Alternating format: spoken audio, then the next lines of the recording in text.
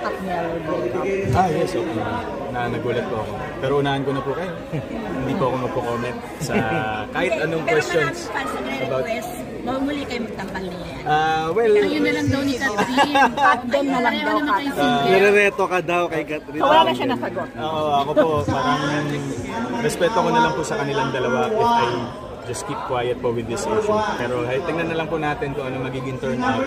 Pero sa ngayon parang they deserve the space that they need to go through. So, Yung comment ko na lang doon sa mga may gustong magtambal uli kayo. May mga nag-ship na yun sa inyo na cut din na lang daw. Anong comment mo doon?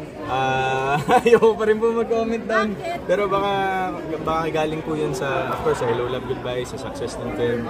And si Kat naman po and I are good friends. So, kumbaga, we'll never know po what the future holds. Pero yun nga po, kasi medyo mainit po yung topic. Baka maisali po ako ulit. Ako po yung mabash. Ayoko na po